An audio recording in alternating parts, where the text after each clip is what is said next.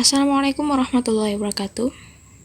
Our presentation today is marriage, but we are not going to discuss about what is marriage itself. We focus on the portrayal marriage in drama.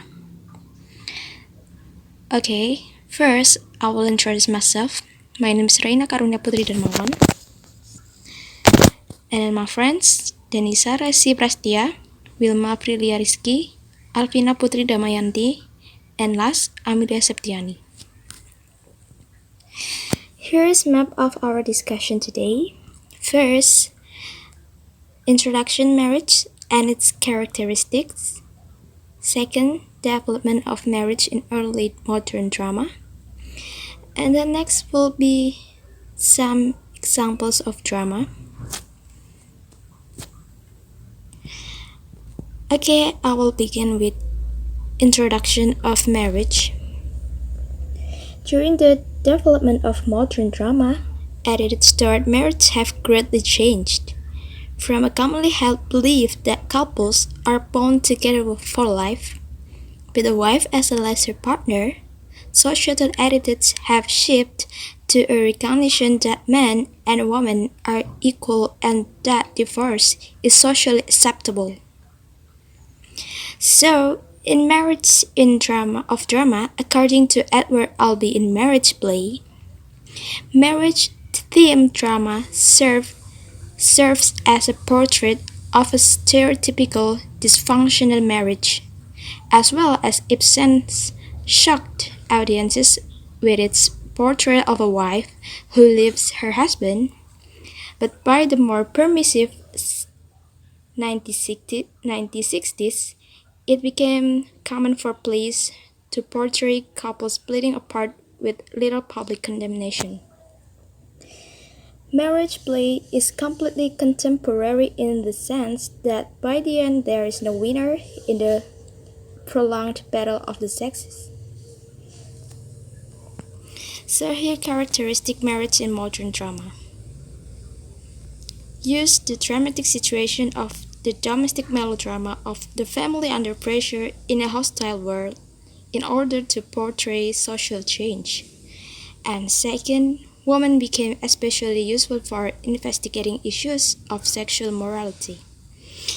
Okay, next will be continue with my friend.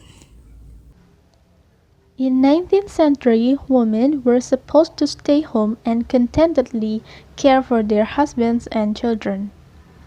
Ibsen's direct critique of this social norm put him at the center of controversy on gender and the role of women during a time when many feminist women's organizations were being created in Northern and Western Europe. 19th century theater was expected to reflect a model of a world with strict morals that conformed to society's ideas of family life and propriety. However, Ibsen rarely conformed to this expectation and used his plays as a vehicle for social. In this meeting, we will discuss the drama about marriage.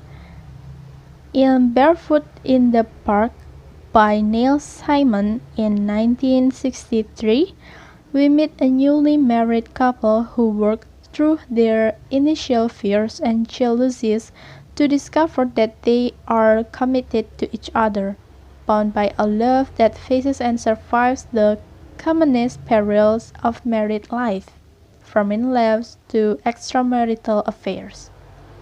In Dinner with Friends by Donald Margulies in 1998 considers what happens to marriages after a dozen years have passed, when the couple appears settled, with a couple of children and all the resulting routines and responsibilities. Last, in Who's Afraid of Virginia Woolf by Edward Albee in 1962, introduces us to another kind of married couple, George and Martha, and an older couple who seem trapped in an abusive and uncomfortable relationship with no divorce in sight.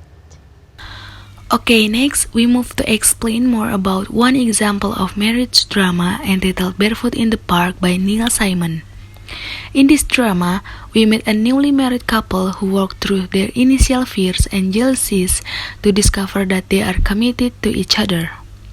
The drama opens with newlyweds Paul and Corey, who face difficult first week of marriage to begin their life in new apartment.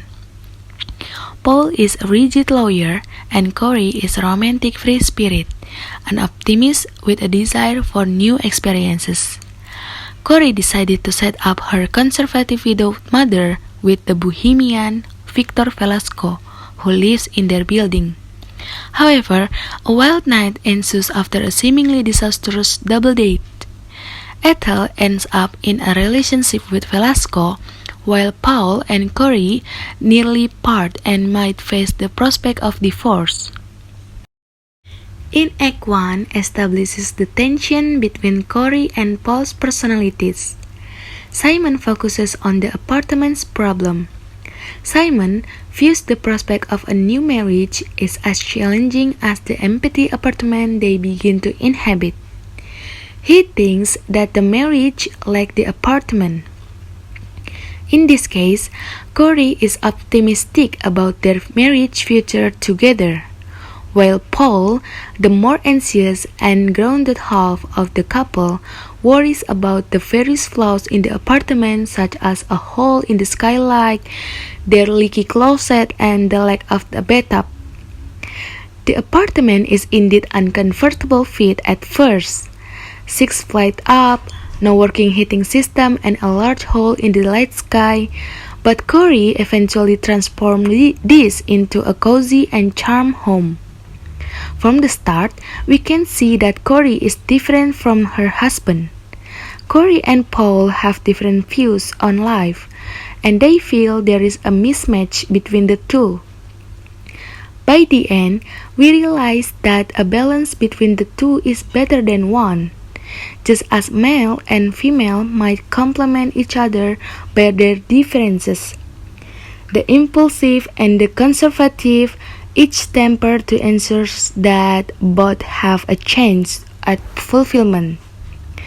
Until we realize that Paul has recognized his limitation and Corey has agreed to accept this. The capacity of change and compromise is reinforced by the play older couple, Ethel and Velasco. Eventually, in many ways, by witnessing the ability of the older couple to change and adapt to each other, completely inspires Paul and Corey to do the same. Finally, the theme of Barefoot in the Park was that love always prevails. In Barefoot in the Park, Simon has an optimistic belief in the goodness of human nature, which makes this early place attractive. He promotes strong family values, committed marriage, and parental respect by depicting characters who generally adhere to certain values. From this drama, we can learn how to accept and embrace the difference as they learn that marriage is not easy as walking in the park. Alright, this is my turn to explain about Dinner with Friends by Donald Margulies. Dinner with Friends is a play about marriage and how it changes as a couple age. This drama tells about two married couples have their 12-year bond of friendship put to the test when one couple, Tom and Beth, reveals that they are splitting up. The story begins when Beth tells Karen and Gabe about their husband's infidelity and they agree to get a divorce. Then, Tom visits Gabe and Karen to explain his side of the story. In the second act, a flashback illustrates how Tom and Karen met and the fact about their unstability. Tom and Beth both had fallen into a marriage from a boredom with their single status and a desire to be married like their friends Karen and Gabe. Gabe and Karen initially sided with their own personal friends. But the problem about Tom and Beth's divorce made Karen and Gabe feel insecure in their marriage, and then they reflect on the condition of their own marriage. However, the two realize that they no longer want to perceive their friendship because Beth and Tom have changed. The final scenes show Karen and Kip that night discussing their separate meetings with Tom and Beth, re-evaluating their marriage and everything that has changed for them. Well, let's move to the potential and threats of divorce. In this drama, Margulies tried to convey notions of impermanence, the possibility that relationships are changing and marriage are breaking up for couples who have been married for years. Karen and Gabe seem to have a perfect marriage, but their fellow couple's divorce makes them fear for their own future as a married couple. So, the writer wants us to realize that even the most perfect couples have doubts in their marriage. Another play with the theme of marriage is a play entitled With Afraid of Virginia Woolf. With Afraid of Virginia Woolf is a play written by Edward Albee. This play was published and produced in 1962. The play takes place in the living room of a middle-aged couple, George and Martha, who have come home from a faculty party drunk and quarrelsome. They invited a couple who were younger than them, Nick and Honey, for drinks at their house after the faculty event. George and Martha, who had been fighting since last night, fall again in front of Nick and Honey. As the night progresses, the secret of the two couples are revealed. In married life, children are desirable for all couples, but in this play, the two couples do not have children. The son that George and Martha had been talking about all along turned out to be just their imagination. Their son was an illusion they created themselves, a vision they wrote together and kept a secret. The reality is they actually would not be able to have children. This is in contrast to the couple Nick and Honey, who actually have children but do not have them. Honey is thought to have been pregnant before her marriage. Whether or not it was a hysterical pregnancy which went away after her marriage, or a real pregnancy which she had aborted, we can never be sure. What is clear is that the child was never born. George suspects that Honey aborted the pregnancy and continued to have abortion or continued to take birth control pills.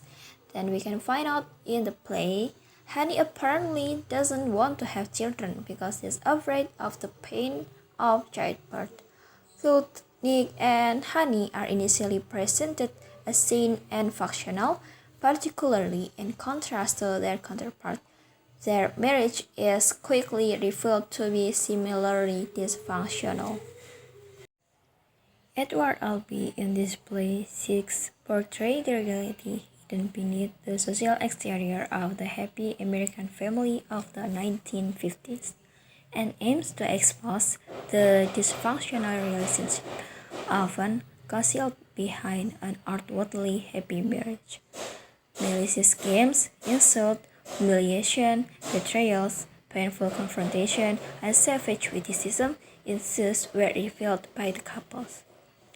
With Afraid of Virginia Woolf portrays the harsh portrait of marriage as a means of conflict, argument, and disappointment.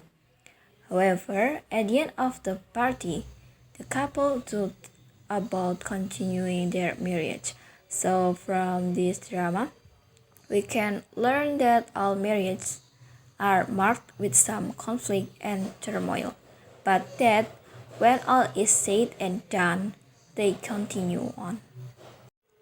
I think that's all from us. Thank you for your attention. Wassalamualaikum warahmatullahi wabarakatuh.